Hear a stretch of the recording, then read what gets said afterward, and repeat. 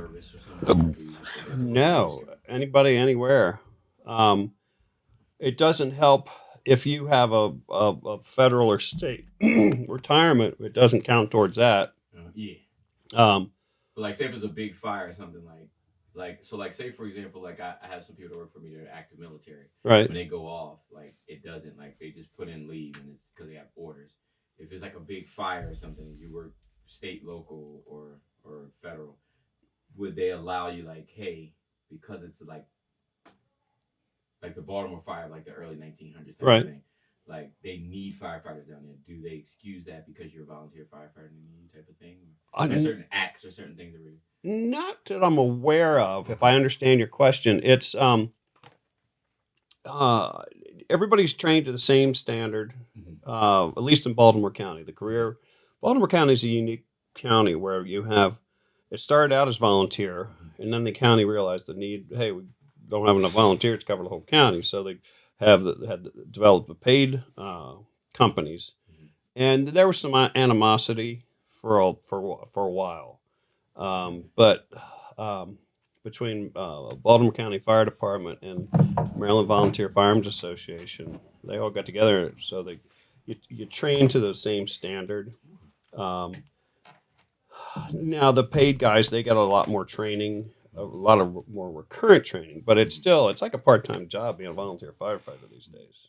Yeah. It's a commitment. Yeah. But they started while I was still in. It's called LOSAP. I don't know what it stands for, but it's basically that gives you so many points for every fire, so many points for training, so many points for fundraising, so many blah, blah, blah. And you accrue all these points over the years. And you got a retirement that, will buy some beer every month. I mean, you're not going to get rich off of it, right. But, they throw some money at you. Because there's a lot of people that dedicate their whole lives to that. Yeah. And just the training standards, the recurrent training is ridiculous. I mean, the same thing with you guys, hazmat, bloodborne pathogens, blah, blah, blah. And it's all you got to do it every year. You're recertified. It's a commitment. Yeah. I think the people that take care of us, White Marsh, they volunteer. Where's that? They're right down the street. White Marsh Volunteer Fire. Yeah, right across from. CarMax. They're awesome. Yeah. They're really. My son has asthma a couple of times, and they showed up. Yep. And then, Baltimore County shows up, but I guess they're a quicker response. You're dispatched for every square foot in the county has a pre-planned fire response. So you all get dispatched over the same channel. It could be 2 paid stations and 2 volunteer stations, all on the same call. Mm-hmm. But everybody is on the same radios. Everybody works together. If I am a volunteer and I say, hey, go get me this, exactly what I'm talking about, and vice versa. And we're all working towards the same goal. Right. Yeah. Now, it's not to say in different jurisdictions around the country, there's huge animosity. I was out in St. Louis, and I was at this bar. I was out there for training, and there was a bunch of firefighters that hung out there, paid. I'm like, oh, yeah, I'm a volunteer from the East Coast. They all but punched me in the face and kicked me out of that bar. Seriously? Really? Oh, yeah. What's the beef with that? It's egos, animosity. That's I don't get it. That's where you would think we're all would you all do that with volunteer police? You'd be like, please, the more the merrier. How make my job be I don't know. I think we'll just crack a couple jokes. But what I'm just saying, because you all are paid officers. I don't know what joke. I'll be like, you want to do this shit for free? You see what I'm saying? I would be like, thank you, bro. But I don't know what the it's weird because when I used to be a federal background investigator, the A-10 pilots versus the fighter jet pilots, right? Dog, it's Crips and it's like that. The A-10 pilots, because the ones that we see with the over Martin State, so the Martin. So the A-10s guys are tank killers, but the jet, think of Top Gun. They go at it. They don't. You call the A-10 pilot, they're like, man. It's all how big is my dick syndrome. Dog, it gets serious. Yeah. A-10 is one of the best planes ever designed. Yes. And they've been trying to kill it for past 15 years. I think they might have finally killed it, but it was designed for close air support. Yeah. and it's indestructible. Yeah. You know, the pilots sit in a bathtub made of, I don't know, kryptonite. Yeah, And shit kills tanks. Yeah, and you can blow those things half apart. Look, next time you're killing time on, just Google, damaged A-10 aircraft. Yeah. Missing half the tail, missing half a wing, and they still make it home. Yeah. They still survive. Badass. So jets kind of shoot and then they got to go out a mile, but the faster they come back again. Like A-10s can kind of like hover. So they're badass. They're just amazing. Well, funny story. So right up, right near where I live is it's a farm brewery called Inverness. Okay. And it's a beautiful 100-some-acre farm. It used to be a horse farm, but the people that own the brewery, they've been there for 20 years. They're cattle people. And anyway, they were having this big party one. It was Preakness weekend. And there's a gajillion people there. And so the A-10s were doing the flyover at the Preakness. Mm-hmm. Well, they were loitering up over that neck of the county. And one of the pilots must drink at Inverness because he's they're just up there kind of circling, and then all of a sudden they come in real tight, and they do a low pass right over the farm, and the announcer for the party, he was just like, and he didn't miss a beat. He goes, and for your viewing pleasure, Maryland Air National Guard has agreed to do a low flyover. If you would direct your attention. I mean, just like it was scripted. Yeah. And they did a low pass, flipped their wings, and off they went. Shit. It was funny as shit. Yeah. And everybody thought that was legit. Oh, no. Yeah. They just saw a huge crowd of people at the brewery and said, well, let's give them a low pass. Oh, that's cool. It's good stuff. Listen, to see them now. Beautiful to drink. That's crazy. I never knew that, though. We gotta ask Brennan about that. About what? Like, what's the beef with like volunteer firefighters? I mean, I never knew that though. I never knew there's like a whole thing about that. It's not so much anymore. Sector has their own little thing to it. The what? I think every sector, every entity has its own kind of like competition. The last time I heard there was friction was down in this end of the county, but that was 10 years ago. I heard that. I mean, as far as I know, everybody works pretty damn close. Yeah. Because a lot of paid career firefighters are also volunteers. Yeah. So when they're off duty, like they're riding a volunteer engine right beside their coworkers on a different shift at the other engine company. I'm just looking at it. Silverback Chronicles Podcast. It's your boy Big H. I got my brother Dre. Yo, okay, what's good? What's up, bro? Chilling, brother, here. All day, every day. Let's get it. Triple C. Yo. What's good, baby? Maintaining and chilling, bro. I love it. Folks, we're back at it. Your boy, Season 5. Once again, we appreciate you. We love you. Please keep tuning in. Tell a friend and tell a friend. Ladies and gentlemen, with no further ado, we're going to jump right into this. We got a special guest tonight, a brother. This man is amazing, so talented, smart. He's got the jewels to everything. We're not going to waste no time. No further ado. Our brother Bill is in the building. What's up, Bill? All good. How you doing, happy to be here, guys. Appreciate it. Thank you for coming on. Yeah, happy to be here. Yes. Happy to be here.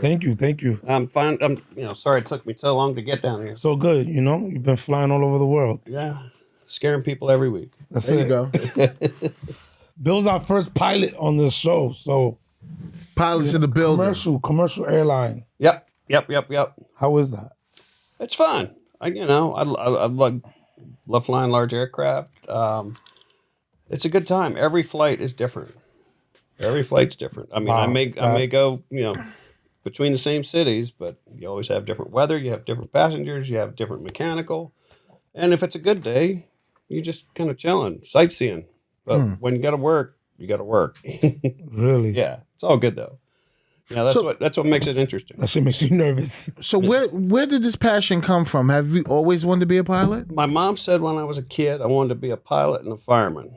I've done both. I joined the volunteer fire service when I was 16 up in northern Baltimore County, and still involved indirectly with local fire department adjacent to where I was a member. And that's how I got to know Dre, through mutual friends. That's awesome. Yeah, good stuff. Well, how'd you find yourself doing both? Two different lifestyles, huh? Tremendously.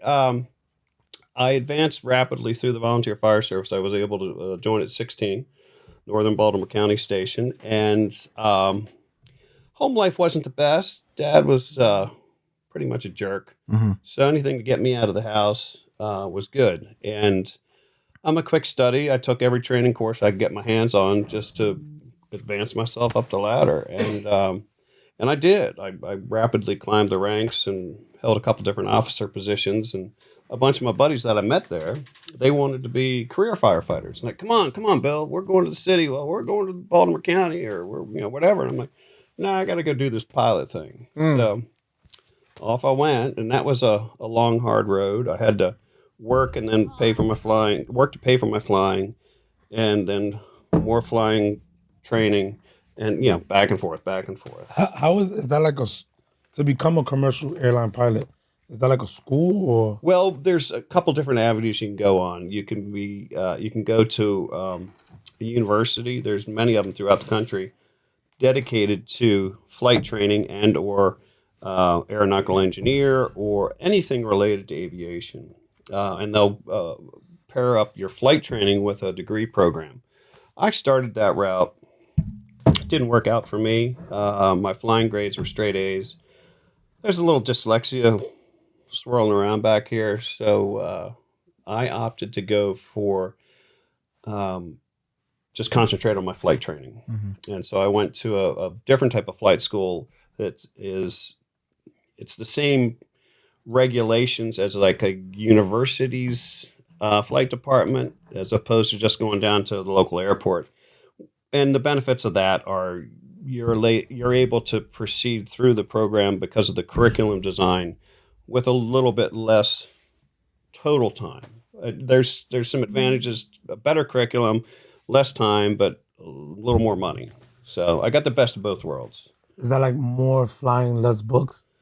No, it's all the same, but it's a more regimented curriculum. That worked for you. Basically, you're doing it at a college level, where other flight schools, if they were just kind of like you're out in the middle of wherever and you go down to the country airport, that's a different set of regulations. Federal regulations. You guys are familiar with them. I mean, they'll make your head spin. So just like in anything in this country, you have to answer to the federal aviation regulations. So yeah. So once I, climb my way up through the ranks, and once you get all your licenses and ratings, that's the easy part in hindsight. Then you got to go out and get experience, because it's like getting your first credit card. If you don't have any credit, nobody's going to give you any. Right. So if you don't have any flight experience, nobody's going to give you any. So you have to lie, cheat, beg, and steal to get flight time. Now, that was for my generation. Today's generation, that's a whole different ball of wax. We can jump on that topic another day. But Right. Totally different. I did all kinds. Typically, the way you build your flight time, there's two routes. You become a flight instructor and you teach other people how to fly. I wanted no parts of that. I wanted to actually fly. So my first job as a commercial airline pilot, I was towing banners up and down the beach in Fort Lauderdale. Really? Back and forth, Oh, flying with the signs up in the air. That's pretty cool. Eat at Joe's Crab House. Right. Have brunch here. You need a divorce lawyer. Yeah. Tommy, will you marry me, Sue? Right. Yeah. All that crap. What's the funniest or like the wildest request you flew? You don't. 90% of the time, you don't know what you're telling. Oh, You're just flying it. You're just flying it. So it's the whole beach. yeah. Wow. Or sometimes it'll be specific to an area. So they outfitted one of the aircraft down there with extra fuel tanks. So you're up there for 6 hours, back and forth. Oh, I was getting ready to ask you, really? Back and forth. So Imagine that brings in a whole host of other problems. Yeah, I won't go into all that. But so then I transferred up to Ocean City, Maryland. Doing the same thing? Doing the same thing. I saw those a few weeks ago. Very dangerous job. Very, very dangerous. So much so Really? my roommate was killed doing it, and that was the last day I towed banners. Get out of here. Yeah. What makes it so dangerous? So Is it very territorial over there? No, not territorial. It's just the mechanics of it. So you take off on the tail of the aircraft. There are 4 or 5 hooks that have you hook your tow rope onto. So the tow rope has a ring. You hook it to one of the catches on the tail of the aircraft. Then you bring the rope up that has a grappling hook on the end of it. You tie it on the strut of the wing. So you got 4 of them tied there. Well, you take off, you fly around, and the ground crew has set up your banner to be picked up. They basically suspend a string between 2 upright poles. So you undo one of the grappling hooks. It trails behind the aircraft, and you come in steep and you go out steep. Idea being, it's to swing the hook through the uprights to catch the rope. If it does, you're going this way, and then the banner peels off the ground and follows you. Well, the problem being, at the end of the aircraft, you have the controls for the rudder, which is the vertical tail of the airplane, so to speak, and that's controlled by your feet.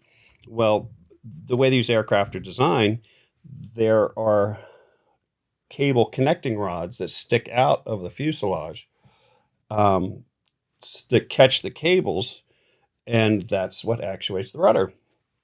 Well, problem being, the second thing they teach you when you're towing banners, the first thing is take your sunglasses off before you stick your head out the door and check to make sure that the rope isn't wrapped around that steel horn. So the problem being is, if you don't check it and you didn't clear that rope off of that horn, It's going to be a problem. it's going to be a problem. So the weight of the banner, the drag starts to increase. And if it's wrapped around it, you get a full rudder deflection. Well, the only way to counteract a full rudder deflection is opposite aileron. And that promptly puts you into what's called a cross-control stall, or puts you into a cross-control stall. And basically you become a lawn dart. And that's what happened to my buddy Lenny. Wow. Yep. And Rest in actually, peace. that's what happened to, there were 2 brothers that started the outfit in Ocean City, and one of the brothers was killed that exact same way. Doing the same thing. Yeah. So, It's dangerous. Sorry to hear that. yeah. So The after way he was that, explaining that shit, I was like It's a lot to go into it, just I said, picking the fucking what? banner up. yeah. Just Oh, the- yeah. Jesus. Oh, yeah. It's dangerous. Wow. I mean, they kill 1 or 2 banner pilots every year around the country. Seriously? Yeah. I sure hope you're being compensated thoroughly for it. I think I was getting easier $9. sometimes? I think I was getting $9 an hour. What? Are you serious? Yeah. Oh, yeah. What year is this? Like in the 90s? Yeah. 2000s? Yeah. Well, they're probably only making 15 now. Jeez. Wow. So then from there, I did like midnight freight in mediocre aircrafts, some with weather radar, some without weather radar. Mediocre freight, what is that? I mean, mediocre aircraft. Just hauling whatever from point A to point B. Had a buddy of mine. He flew out in, where was he? He was in Raleigh, Durham. He flew coffins every night Coffins? with What? bodies in them. Yeah, in an aircraft called a Like Cherokee regular 6. people? A Cherokee 6? Yeah. Like regular people or like military? No, just regular dead people. No. I mean, this- anything to build your flight time. Yo, there's so much like that goes on. Wow. didn't Like I've know never this. No idea. Yeah, yeah. So like right Totally now, different world for me. So There's bodies right. being flown Lost. from city to city Oh well, to arrange a funeral. checks, physical checks. Before we had the technology of today, where the computers do it all. Checks had to be hauled from clearinghouse to clearinghouse. So there are these nice, sexy little twin-engine turboprops, sometimes jets, hauling billions of dollars worth of checks, canceled checks, because they have to go from clearinghouse to clearinghouse. I did that too Wow. in the middle of the night. Yeah, I mean, literally trash bags full of checks. Wow. I mean, billions of dollars in one aircraft. And you're just flying them around the country. That was a huge industry, but now that's all Yeah, it's died down. I used to fly traffic reporters around the Baltimore Beltway for the radio stations. Oh, wow. Back before, before technology took over. That was a great time builder. I got 6 hours a day, 5 days a week. So, it definitely Those built steady. the logbook up. So Right. funny stories about that. The USS Coral Sea, very famous aircraft carrier, saw a lot of action in the South Pacific during World War II. It had bounced around and it was brought into Baltimore to be broken. And it was over, I think, near Curtis Bay. Well, one day Baltimore's primary radar went out. And we just did laps around the Beltway. And, we're talking to air traffic control the whole time. And they said, oh, yeah, radar's down. So we just quickly turned off the the radio that identifies us specifically. So now all of a sudden we're just a blip with no ID tag on it. And I'm lining up on the USS Carl C. I'm going to do a touch and go on this, famous aircraft carrier. Which is just like, shoop, shoop. Yep. Yeah, right? And much to my dismay, I think I might see the Carl C right there. Yeah. Much to my dismay, somebody touch and go on that. Somebody had planned on people like me trying to do just that. So they took anchor chain and zigzagged it all the way down the runway. I'm like, darn it. Swear to God. Yeah. Another thing we do around here, we have 3 local reservoirs, Pretty Boy, Lock Raven, and Liberty. And for those listening from out of state, the one called Lock Raven is right in the heart of the Beltway, just north of Baltimore City. And I've heard on good authority that local fishermen out there at sunup would be sitting there minding their own business, catching their fish, and all of a sudden this toilet paper would come floating out of the heavens, tossed out of a plane. It would unravel the whole way. And by the time it gets to the ground, it's just all strung out. And I have it on good authority that was done quite a bit. Good times, huh? Oh my God! Wow. Yeah. So There's Pretty Boy Reservoir. So then you go commercial now. That's it.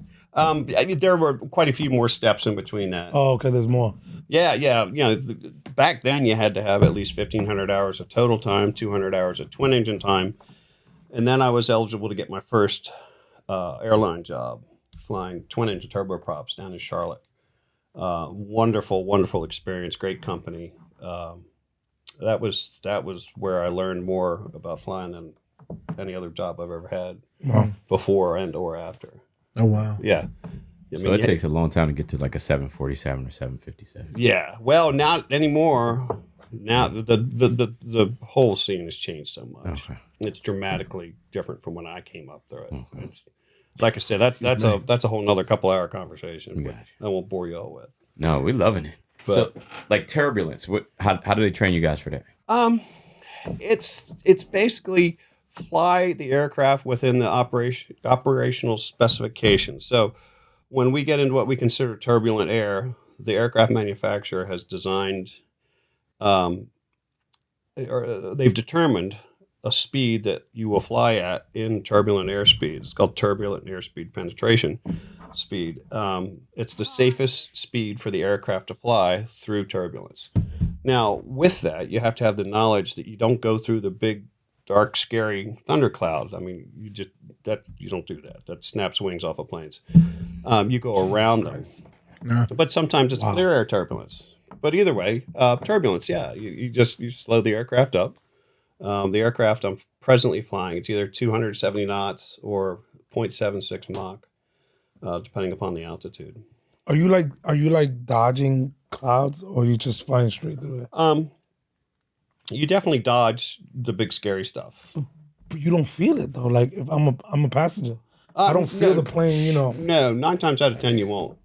That's insane. No, but so you're really up there like maneuvering. Yeah. And the people are just back there eating peanuts. Yeah. Yelling at their kids. Yeah. I mean, they'll get shaken up. Yeah. And they'll be like, why is it so rough? Did you go through a thunderstorm? Like, oh no, we were 70 miles from that thing. It was just a rough air day. Not every day it's smooth air. Right. It just doesn't exist. That's I'm asking, like, how little kids ask questions. You fly above like birds. There's no birds up there, right? No, but no bird can fly that high. The highest bird strike I ever had was down in Florida. It was at 10,000 feet, which is very uncommon, at least for any of my flying. I mean, 10,000 feet, that bird's up there. Yeah. The Eagles can get that high, I think. It wouldn't surprise me. Yeah. Whatever we hit put a serious dent in the nose of the airplane. Wow. Really? Oh, yeah. Yeah. And I mean, we just hit one a couple weeks ago going into Boston. And poor guy. It was a seagull. And he hit the rim of the engine. Boy, how he was pissed off. Half of them went through the engine. The other half was splattered on the landing gear. Damn. That doesn't affect the engine? Like? Well, no. You throw a goose in there, we're gonna start talking about Sully on the Hudson. Yeah, no. I was just touching down. I didn't even see the damn thing. I just caught a little blur out of my eye. And I mean, there's not much you could do about that.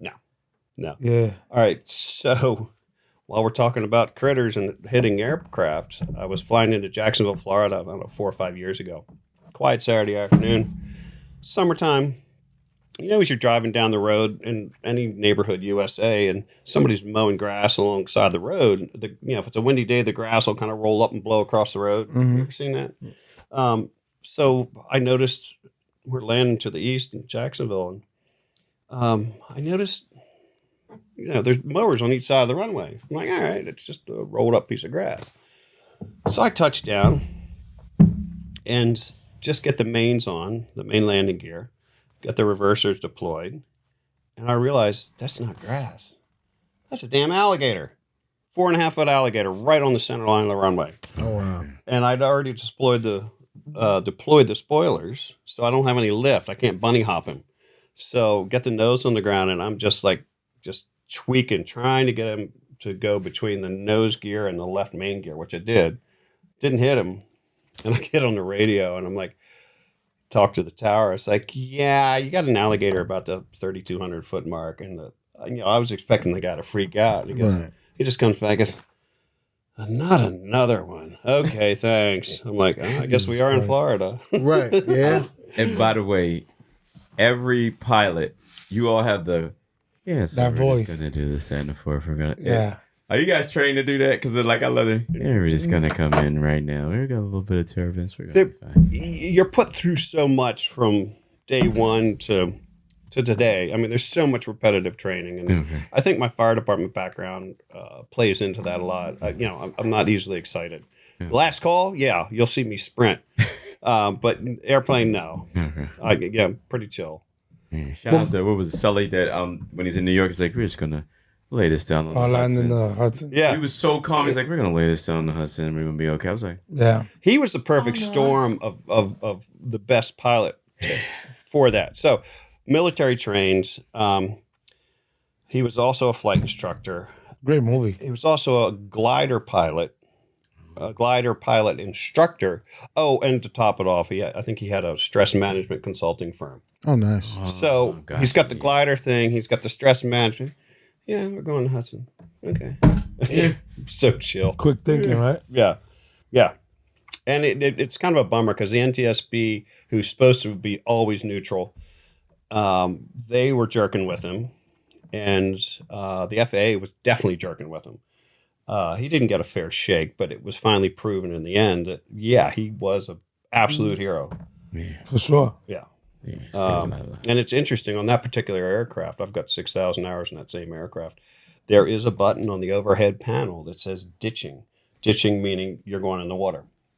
And what it does is it closes all the external openings on the fuselage. Your air intakes, your air exhaust, yada, yada, yada, yada. The little flaps that open and shut, it just shuts everything. So you have a watertight hull, When you land. slowing the sinking of the aircraft, so you can get people out the emergency exits onto the the pretty dope. flotation. Nice. But the ditching button.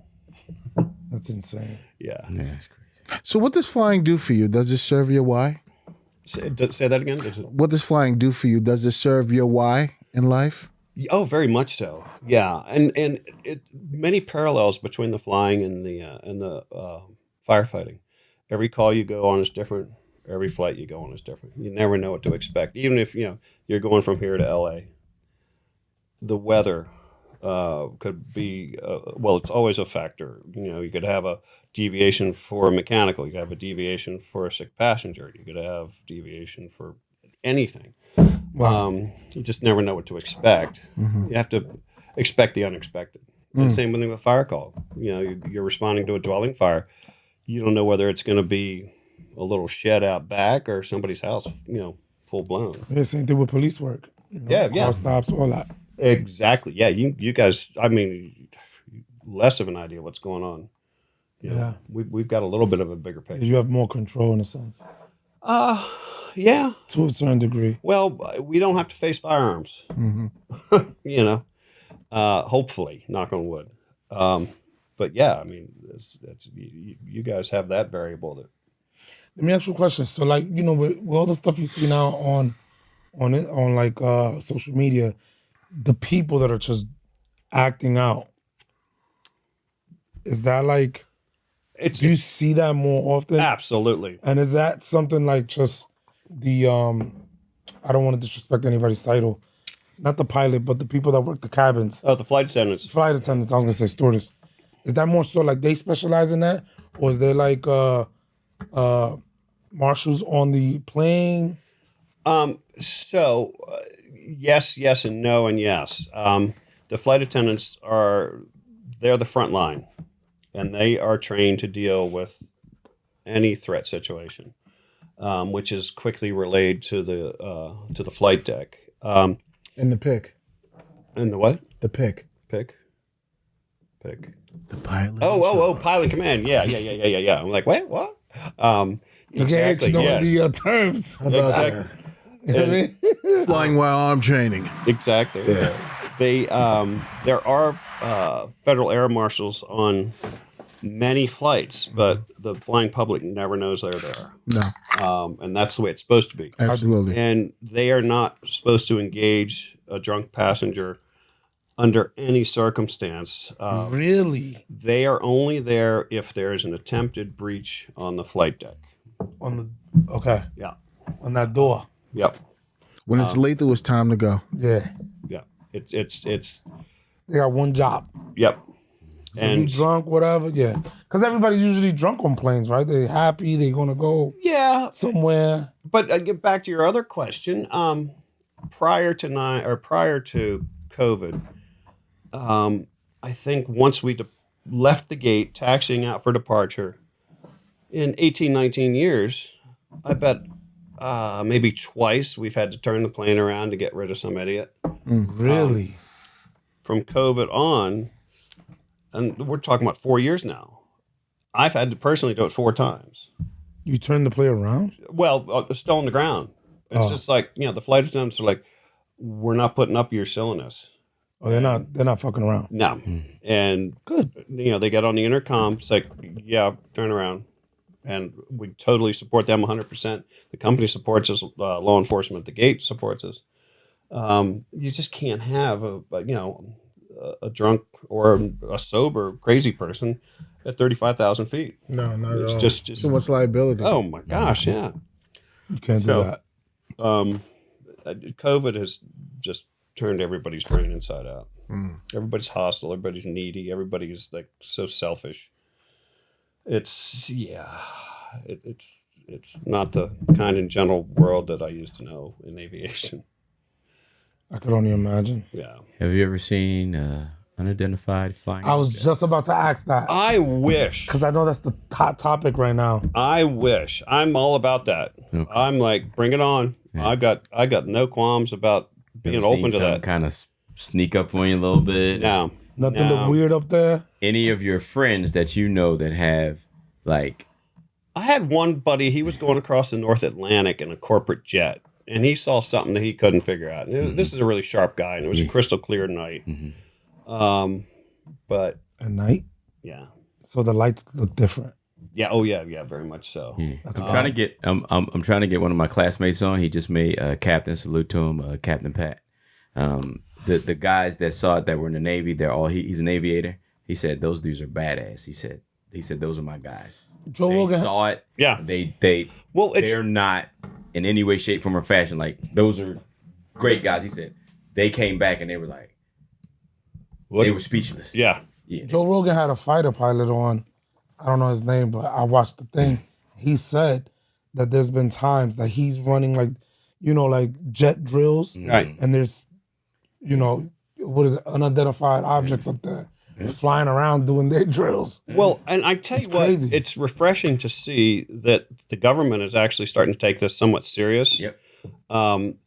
They've got a whole new commission that's reviewing this, and the Navy has been very bold, and they've released a lot of aircraft footage. Yep.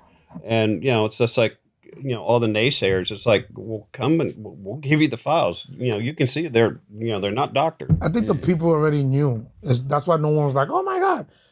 Everyone kind of like already had a feeling that, there's Well, UFOs up there. But you got the wackadoodles that Somebody abducted me. It's I don't know. Do you think there's another life out there? I'm bring it on. I'm not one to say that there's not. Mm-hmm. I mean, why should we be the only spinning ball of dirt that has life forms? Absolutely. Now, it cracks me up. Everybody wants to think a life form will resemble what we look like. Right. 2 million light years away, a life form could look like a melted piece of chocolate. Right. Floating Absolutely. around in a sea of helium. Right. Who knows? Yeah. But I've got an open mind. Bring it on. I'm down as long as they're guests on our podcast. You know what I mean? Yeah, right. I'm down for whatever. Right. We come in peace. You know what I'm saying? All day. No, I don't want no smoke. None at all. No. Where they go? Again, on Joe Rogan, they said like in the 1950s, you could look it up, that there was soldiers shooting up at like a UFO, and like the soldiers that were shooting turned into stone. Like you could you could legit look it up. That's pretty.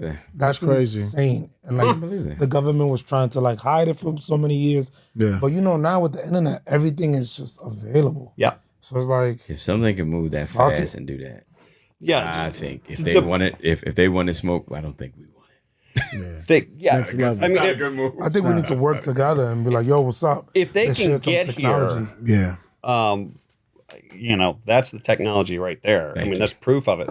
And if they can go hypersonic and make 90-degree turns, Yeah. It's like think we beef, want right? those It's like beef. You know where I live, but I don't know where you live. I'm not really gonna beef with you.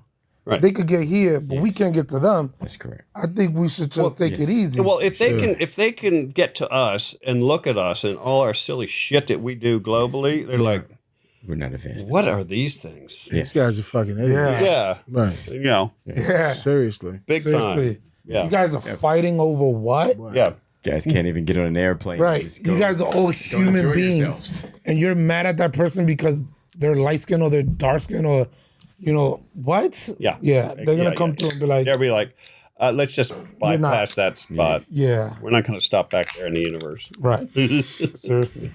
Are you into animals? I love animals.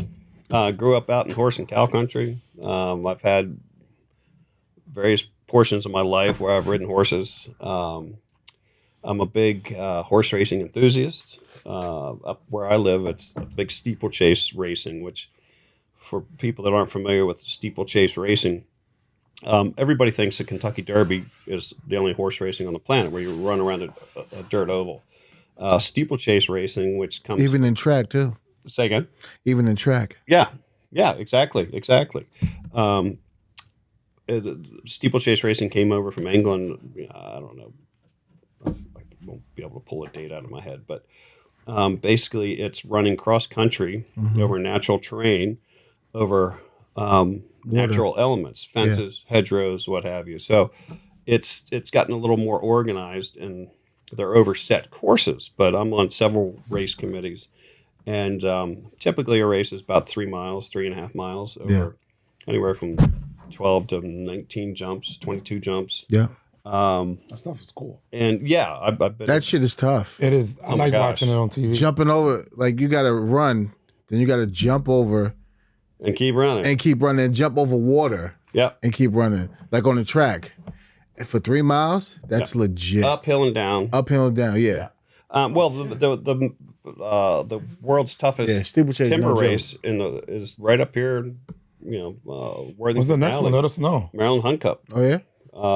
It's 4 miles over. I think it's 21 fences. It's crazy over fences that are 5 feet tall. Yeah, that's Yeah. crazy. Oh, here we go. That's the horse steeplechase. This is Saratoga. All right, so this is a steeplechase race. This is they call it hurdle racing, where they have fake jumps, and this is on a turf track like you'd find at any major thoroughbred horse racing track. See, they're doing the oval. See, it's a hurdle. It's a quarter round with a plastic fake brush fence behind it. And just looking at the silks on a bunch of these, I know a bunch of these owners by the jerseys they wear are called silks. And every owner, every farm has silk specific Like the to their- banner. Yep. And after you've been in it for a while, you get to recognize them. And I love the sport. Absolutely love it. Matter of fact, my family started a race up in Moncton called My Lady's Manor Point to Point 110 years ago. Wow. And I was asked to be on the race committee years ago, and it was very prestigious. And it's like, oh, we got a founding member back on the race committee. By the way, What's the name of it again? We need you to park cars. I parked cars for 12 years. Very prestigious. What had you parking cars? Yeah, but it's all a volunteer thing. It's all volunteer. And I happily park cars for 12 years. I don't care. Yeah. Just anything to help out the day. Yeah, that's love. Yeah. There we go. But those horses are different from like the horses that actually race, right? No, these these are the are same breed. No, same horse. All right, so this footage is taken from the tower that I'm in the very top level of because of the job that I have. You're looking at the last fence coming towards the home stretch, and you'll see them going from the top left of the screen to the bottom right of the screen to cross the finish line. When is the next one, Bill? There's there's the finish line right there. You can see the tower on the other side. When's the next one? We're getting into fall racing. There will not be any in Maryland. Oh, there's Willie Dowling. He lives right up in Cockeysville. Look at this. I know all these roads. The next one, it's one of my favorite races. There we go, Manor Races. Is Pennsylvania Hunt Cup, and that's I think the first weekend in November up in Pennsylvania. That's a great race. Nice. This is Elk Ridge Hartford Hunt Club. Just opposite this building, is the race course for the My Lady's Manor point-to-point race. Do they have like cameras at each turn or something that you can? No. Okay. They have strategically placed cameras that will cover most jumps. Okay. But I mean, some of these races you go to, the spectators can't see half the jumps. It's just by nature. Right. Okay. If I'm not mistaken, I think I'm even in this one. In this video? Yeah, this is a little blurb a guy did a while back. There's Jay Young, the director. Oh, they call him Jay Gong. I have to tell him that. Gus Dahl. He's a buddy of mine. I've drank many a beer in that. There I am. Nice. With a little more hair. There he is. Head patrol judge. It's chief patrol judge. It looks like I'm talking out of the corner of my mouth. Do you guys see that this evening? No, you got it, man. Bill's the man. And they spelled my name wrong, too. Did they? God. Oh, well. Is what it is. Yeah. So, and over my right shoulder in that picture, go back a sec. That's the very first trophy from 1909 that coincidentally my family members won. That picture on the left is Charles Morgan Pierce, and I can't remember the guy's name on the Those right. are like mobsters. Pearson. They were the founders. Those are two of the founders of the My Lady's Manor race. Nice. Pearson is a really popular name, though, right? That's like a Just Pierce. Pierce. Up in Moncton, it is. The joke is you go to the local Episcopal graveyard. It's half full of Pierces, and the other half of people that Pierces slept with. And it's not too far off the truth.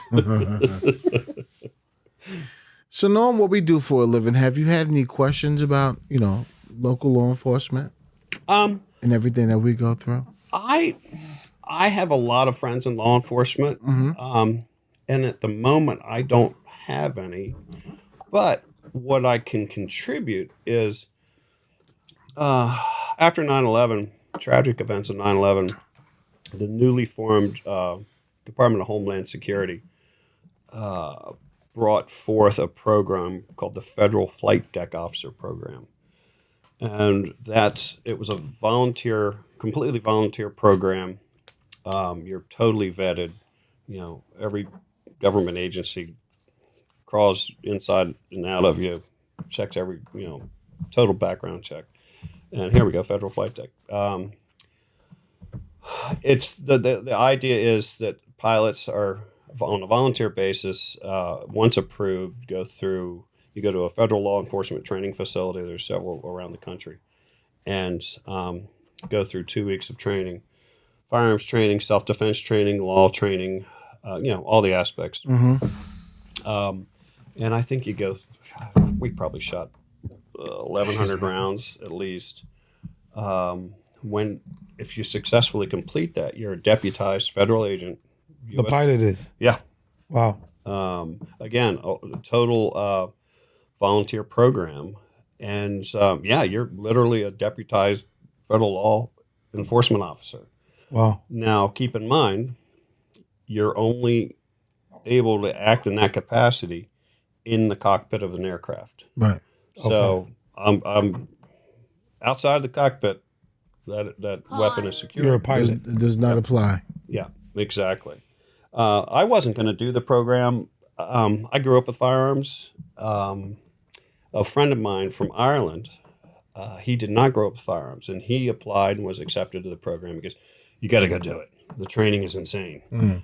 And so he talked me into it, and I did go and do it, and the training was insane. It was just, we're training alongside of FBI, we're training alongside of Border Patrol. Now, they got a lot more cooler toys to play with. Absolutely. All we had was an H&K-40, which is a very nice, weapon. But it was surreal. So, at the end, you're sworn, and the most surreal thing, and this is post 9/11. This is like 3 years after 9/11, 4 years after. Getting on the aircraft to fly back to wherever you lived with a loaded firearm, it was just a really weird feeling. You bypass security, you show them your badge. It and felt good, though, didn't it? Yeah, it did. Your badge and credentials. Absolutely. Yeah. Right. And at one point, it was, I don't know the number specifically, but I heard that it was possibly the largest law enforcement organization on the planet briefly. Wow. With a number of participants. Well, you looked at differently. You should be. I don't know. The program has changed dramatically. You earned that title. Yeah. Did you go down to Fletzy? I went to out west of Fletzy. Okay. Talking about aliens, not far from there. How about that? I know. Right. They special. They had just built a new indoor, 15 lane shooting range. And we got there in February. And the instructors are like, okay, it's your choice. We're in a class of 25. We're going to go stand inside that for 5 minutes. Then we're going to go out here in the sun and the wind for 5 minutes. You all talk amongst yourselves, decide where you want to spend the next 2 weeks, in there or out here. Unanimous outside. Because it was cold. That big block of concrete was cold soaked. It was freezing in there. We're like, no, we'll take the sun. Right. I could imagine. Yeah. Shoot. And I got a lot out of that program. Now, it was labor intensive. You had to do it on your volunteer time. Had to requalify every 6 months. Every 3 years, you had to go back for recurrent training, which was actually pretty cool. We went to the FAM training center in Atlantic City, where they had all the bells and whistles and the really cool training devices. That was cool. I'm glad I participated in the program. I was in it for 10 or 11 years. Nice. It doesn't carry with you from airline to airline. Oh. Once my last airline ceased operations, they surrendered their operating certificate, and I had to surrender my credentials and my weapon, and that was the freakiest thing. That's weird. I thought I would have to drive to DC and go to a certain agency, and this agent called me up, and I can't remember which agency he was with, but he goes, "Look, I got to be up in Baltimore, got a meeting, and we picked a place down in Towson to meet." And I'm like, "Okay," and I said, "Well, what are you driving?" He goes, "Oh, an old rusty hoopty, Crown Vic." I'm like, huh? And I'm meeting this guy in the corner of a parking lot, and he was an undercover somebody for something. It looked seriously like a drug deal. We're in the corner of the parking lot. We're like, here we are. I'm like, he seriously looked like he was undercover for a long time. And I'm like, you got to show me some identification. I just can't give you this gun and credentials. But he was legit.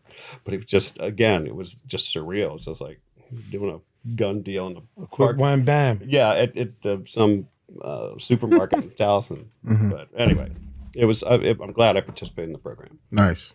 It was good. Yeah. So it's not like That's not rocking and rolling anymore. I Just certain airlines. no, it's not specific to the airline at all.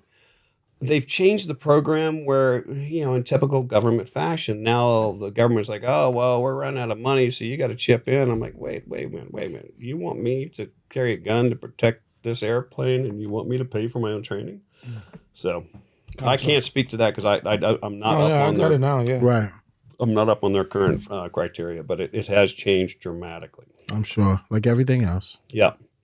So what's next for you moving forward, Bill? Well, I'm still a commercial airline pilot. Having fun, staying close to the volunteer fire service, but not actually involved with it. Gotcha. I've had over the years, interest all over the board. I stay very busy. I'm, doing all kinds of fun stuff. In a previous life, I raced sailboats on the bay. During my fire service time, I fought fires out west for the federal government. Oh, wow. Did that for 3 years. That was very cool. I've never worked harder in my life. 16-hour days, and you're at like 7,000 to 10,000 feet. Just fire grunt, Wow. cutting fire line. Next level. Yeah, it was crazy. And there might be some helicopter flight training in my future. I definitely want to learn how to fly a helicopter. Nice. But Dre and I were talking about my sailboat world. You want me to touch on Dominican Republic? Sure. I mean, So with my sailboat experience, racing experience, I'm very well versed on a sailboat. Excuse me. And a buddy of mine who lived in a different part of the country, he also had a great deal of experience in sailboats. And he called me up and he said, this is before I had an airline job. He goes, hey, I got a delivery from Miami to St. Thomas. You want to do it? I'm like, yeah, sure. Is it all expenses paid? He goes, yeah. Matter of fact, the owner will be on the boat. I said, okay, just as long as he's not a douchebag. Right. So off I go to Miami. Check out this boat. It's like a Chesapeake Bay boat. It's not an open ocean boat. And I met the owner, this crazy French Canadian who had moved to Costa Rica and had a coffee plantation in Costa Rica. So he and his girlfriend, 20 years his senior. Oh, wow. I never met her, but they wanted to have the boat in St. Thomas so they could have cocktail parties. And he goes, here's the deal. We got 2 months to get it there. And I'm like, what? And I said, you paying for everything? Not paying us, but paying for everything. He goes, yeah. I said, well, let's go. Yeah. We stopped in every little nook and cranny between Miami and St. Croix, St. Thomas. Good for you. I mean, literally every little nook and cranny. We had such a great time on that trip. how long does it take to get from Miami? Oh, if you put your mind to it, like 3 days, 4 days. Oh, wow. Yeah. I bet you was walking bow-legged, huh? Oh, well, yeah. Absolutely. With a hangover. So Trey and I were talking about Dominican Republic. So we pull in Dominican Republic, and to get into the port in the Dominican Republic, it's a narrow port, narrow channel, and there are range lights to get in. For people who aren't familiar with range lights, at the back of the harbor, they put this tower up with a light. And then at the mouth of the harbor, they put up another tower with a light, and you got to line them up. And if you keep them lined up, you're in the channel. Well, as we're getting there, and we're in broad daylight, there's this magnificent, probably $15 million motor sailor up on the rocks. And once we got into the, got moored and we're asking around, it's like, oh yeah, the guy tried to bring it in at night, and that's where he landed. Oh, wow. Yeah, oops. So we get in, we get anchored up. We were not on the ground for literally 12 minutes, and we're wandering around there in the port. Back then, it wasn't what it is now. And we see a little sign that says Bruegel Rum Factory Tours. And we go. Well, we read the sign. Last tour is, 4:35 or 4:30. And, we're at like 4:35. And the guy says, oh, yeah, just go down that hallway. You'll catch up. And then we're like, go down the hallway, and we see a little sign that says tasting room. So we just beeline into the tasting room. And 20 minutes later, the rest of the tour showed up. And that's kind of how the whole Puerto Plata thing started. But in the right there in the harbor, there's a chicken and rib shack called the Boar House. And we went in there and, really good food. And it turns out it was from an expatriate from Annapolis, Maryland. Mm. And he's like, yeah, I got sick of the States. My wife's, from DR. So opened up the chicken and rib shack to, just for sailors, American sailors. And he was making a good go of it. And we're hanging out. And he goes, well, what are you guys doing this evening? I don't know. I haven't been here that long. He goes, well, I've got the Boar House Annex restaurant, bar, and whorehouse in town. Nice. So he gives us a card, says, hope to see you later. I'm like, okay, cool. Just like that. Yeah. Oh, yeah. And he was quite a colorful character. He actually wanted me to get a Maryland flag for him and send it down to him. When I got home, I did. So, yeah, that was quite interesting. We were getting ready to leave Puerto Plata. This big storm blew in and pushed all the boats to the back of the harbor. I mean, like crash, boom, bang, broken fiberglass. That was interesting. So we delayed 24 hours. There was a big Navy ship there, U.S. Navy ship. And we're like, we got to check the weather. So we I get on the radio and I call the Navy ship. Say, hey, give us a quick weather briefing. So it's, oh, yeah, there's a little bit of a low pressure, but you'll be fine. It's like, all right. So we discussed it. Our next stop was Puerto Rico. So we're going across the north side of the DR. And we're getting the crap beat out of us. This low pressure had moved in a little closer. Well, as I said before, this boat is a Chesapeake Bay style boat, very tender. It's not an open water boat. And we're getting the shit beat out of us. I mean, 15-foot seas. We blew the wooden bow pulpit off the front of the boat because the waves were so bad. So we ducked into this little inlet. And I was looking today on a topographic map, trying to find the little inlet we went in to be able to tell you. Maybe you might recognize it, but in the sailboat cruising guides, it says do not go in this area. They don't like people that aren't from there. Right. Oh, there's people there. Got it. Yeah. Okay. So we go in there, and sure enough, I don't want to call it a war canoe, but they were not happy we're there, and we had 3 anchors out because the rollers were so big, and fortunately the rollers were big enough to keep them from coming out after us, and we're like, okay, so we left. I don't know, 12 hours later. And we kept Like scooting modern around. day pirates. And, seriously. Yeah. They didn't want any parts of us there. Mm. And so we're back out in the open water. Now, keep in mind, that's a Puerto Rican trench. That's 28,000 feet deep. Damn. And that affects, weather affects the Puerto Rican, the water in the Puerto Rican trench.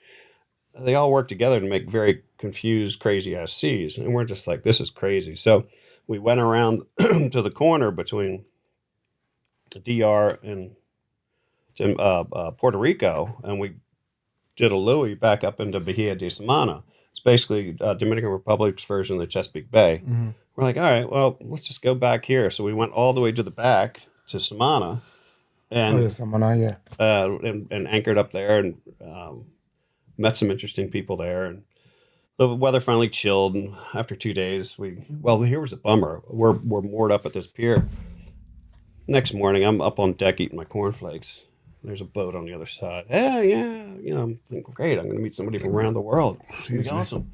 And so we're chit-chatting. Oh, yeah, where are you from? He goes, oh, yeah, I keep my boat up in a place called the Inner Harbor up in Baltimore. I'm just like, all right, me and my cornflakes are going back down below. Right. I don't need to come this far to talk to somebody from Baltimore. Absolutely not. Yeah. So anyway, world. off we went and explored some more of the Dominican Republic. But that was pretty cool. Nice. We went to a funeral while we were there in Puerto Plata. We hired a kid to do our shopping for us. He was a super cool kid.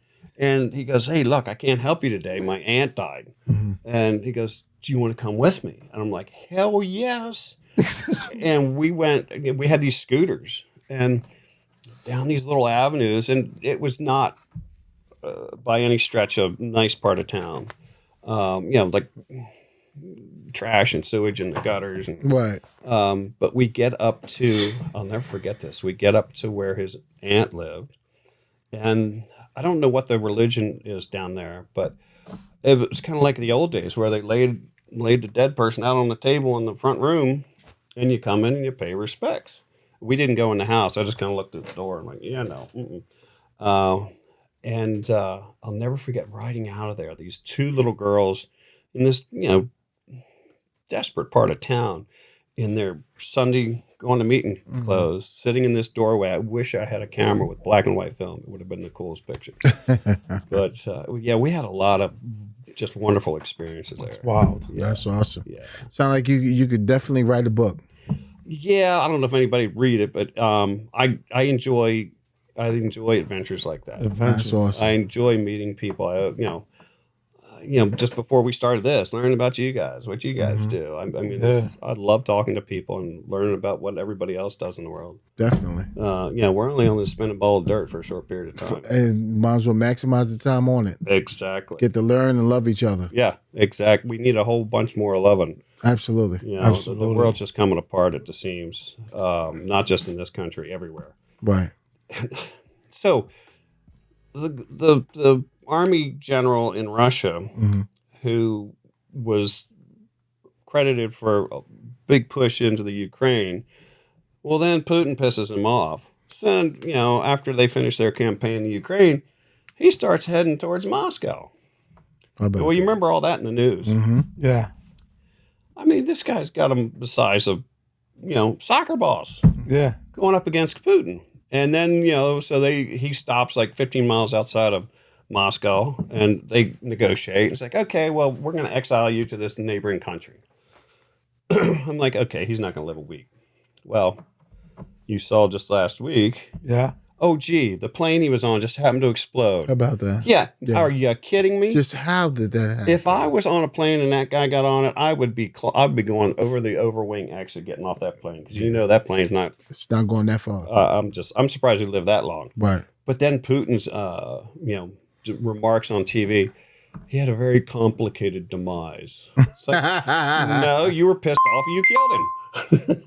But we're just wondering what took you so damn long. It's insane what's going on. Yeah, nuts. Well, hopefully things will get better. We can only hope. Right. If not, cold beer. Yeah. All day. Yeah, good stuff.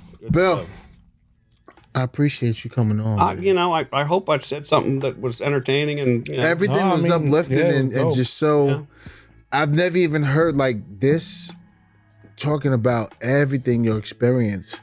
It was breathtaking because it was just so new for me. Right? Knew nothing about it. You know what I mean? Yeah. Just embarking on the journey that you took us through was amazing. Well, just listening to it and just understanding it. I hope I made some sense of it. And there's many more layers to the onion. So we definitely got to have another. We got to go at it again. All right, I'm game. We legit did like land, sea, and air. Yeah. Seriously. Boats, horses. We hit bullet points, but there's layers. Yeah. I'm looking forward to the next one. Real quick, after 9/11, I was a pilot and a firefighter, and after seeing the devastation in Ground Zero, pilots being killed, pilots being unemployed, firefighters, law enforcement being killed, I'm like, all right, what can I do? So I started a fund called Maryland Cares, and I was on the front page of the local paper with my pilot's uniform on, with my firefighting gear and my arm. Awesome. And we raised a bunch of money for the Children's and Widows and Orphans Fund. Then years later, I started a women's shooting group, sporting clay shooting group, and our instructor, who had been my prior instructor, he ended up passing from cancer. But back then, you could go and donate blood in somebody's name, and that's changed anyway. So I'm like, all right, well, what can we do? Can't give blood, for him.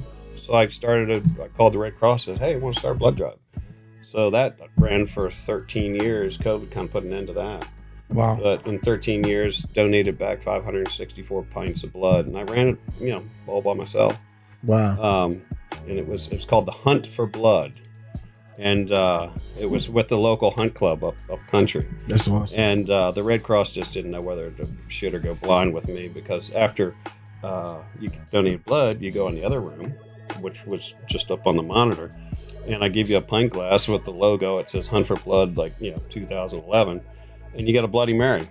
Nice. Oh, the Red Cross, their heads explode. I know they was like, you got to be kidding me. I'm like, That's your room. This is my room. Right. Shut up. Oh, yeah. I do what I want in this room. Yeah. I butted heads with him quite a few times. But anyway, more layers to the onion. Well, next time I'm going to get you guys to talk a little more. Learn about your worlds. Perfect. Let's do it. I'd like that. I'm all for it. I'm always, keen on hearing somebody else's story. Absolutely. Let us know about these horse races. Every spring, every weekend in April. Come up. Preakness. Definitely. I'm 60 years old. Never been to the Preakness. Never been. You gotta go. Never been. Preakness is amazing. Yeah. Never been. It's a movie. I'd always go the day before, Black Eyed Susan Day. Okay. Because back, days gone by, you'd have the same caliber of racing with only a third of the people. True. And I was all about that. And then they finally figured that. It's like, oh, we're leaving a lot of money on the table. You gotta go to the day. All right. It's a show. Maybe It's we'll really, go together. it's really cool though. It really is cool. I love it. Yeah. Everybody all dressed up. Yeah. Got their little hats on and shit. Yeah. Just lay back. It's But- a good time. Getting out of Pimlico after those races, the traffic, I was like, Don't drive. Get car service. Because Yeah, we'll be yeah, with yeah. us. It'll be fine. Yeah, it'll be fun. Well, you guys got the right connections. Yeah. yeah. We know a Make it couple happen. people. Yeah. Good stuff. Definitely. Yeah, we'll make it Good happen. stuff. But thank you, Bill. I Thank you all appreciate very you. much. I can't wait to the next one. This is fun. Definitely. So, well, like I say, I hope the listeners are interested in my story. Definitely. Yeah, absolutely. My peoples, I want to thank Bill for coming on. I appreciate him, everything he's done for the world. Tons of that. He's done so much, and I even know about with the blood Drive, yeah. the blood drive. Blood That's drive. amazing, And the Widows and Orphans Fund. amazing. And then give it free Bloody Marys right after. Hey, how about that, right? How about that? Oh, and Pretty then sick. we'd bring dogs in too, and that just totally blew the red. I know, You can't that have was like- dogs in the donation room. You can pack all your stuff up and leave. The dogs are staying. Absolutely. But it's just an amazing thing. It just, it shows you, the people that we bring on, everybody does their part. And if the world was just about love and uplifting and just being happy for one another, we'll be such a better place than where we are right now. Exactly. It Well said. really will. It really will be. But thank you, Bill. I appreciate everything you do and everything you continue to do. Well, thank you very much, and just so happy to finally, make it down here. We've been talking about this for quite a while. Yeah. Yes, sir. All the calendars lined up, and here we are. Perfect. See how God worked? Beer's cold. Company's Yes. good. Yep. And let's have fun. That's it. Yeah. Definitely. Cheers. Folks, we love you. We appreciate you. Please tell a friend and tell a friend. Silverback Chronicles Podcast is the podcast. We love you. We appreciate you. Dre, Peace and love. Triple C. All right, my peoples, be safe. Season 5. We love you. Talk to you later. Be easy.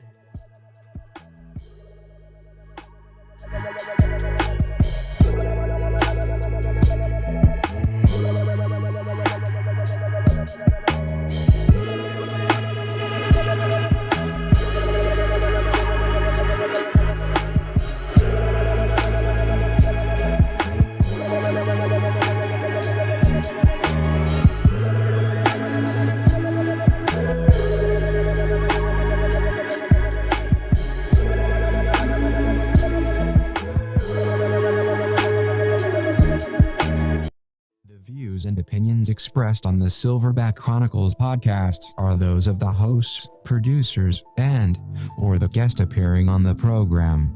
They do not reflect the views and opinions of the federal, state, or local government.